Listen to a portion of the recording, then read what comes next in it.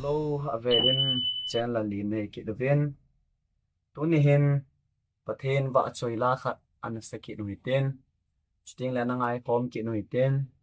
dunia pathen va choila ne nangai diu sting le en sa ding chahi le utang cha na sa lungdon ka na thi so ta lo dinga ti hi kain sa dinga hi en sting le kain sa khil jong mai the he hi jong le ta sam cha ten lungdon ka na mi thi le si hi ida tha umwa chu ting le ton sot van gam isu tiang mal no isa diu dan le chu ting le si na gen thei jong le hen van gama no mi sa diu hi ti kine na za la chi la ngai sa sagau lama I tong kha thei ke ma jong sagau lama chanam ka nei til koven ji chen sim pa jong pathin an thei bo han lang to in la chu na sa pa ti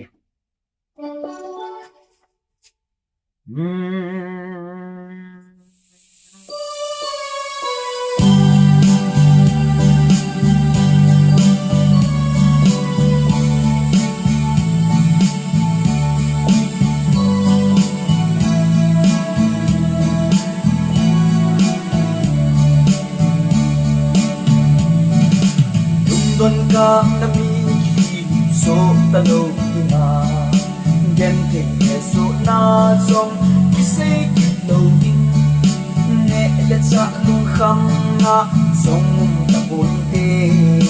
sayon hu bi kam no su ka tin le dung mit na ka mu sa nga song lo Jerusalem ha ke ma chen ni chu le si hi ka hol na a hi po ve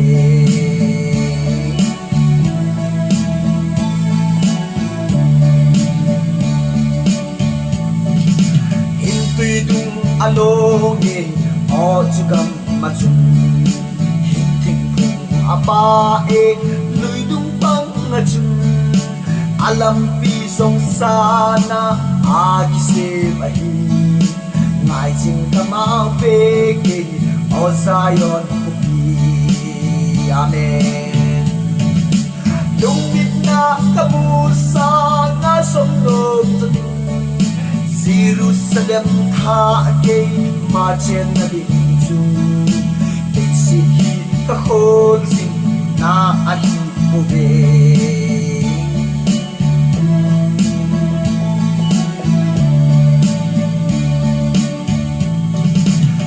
lâu thấy cái hi bồi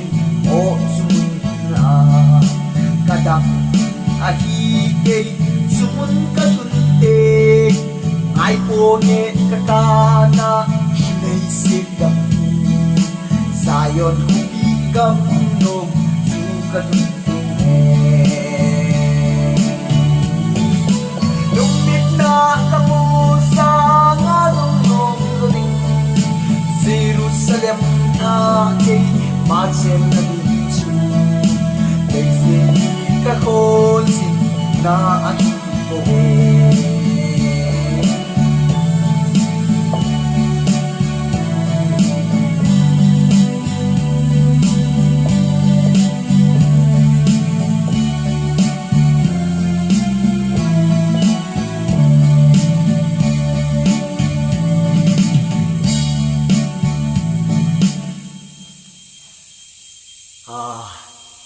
dunia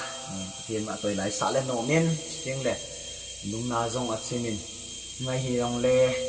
na ngai zo si pathen an phathei bo pi han lang e ho ding sting le a tha ben sa pa jong pathen in mang ta jing ta hen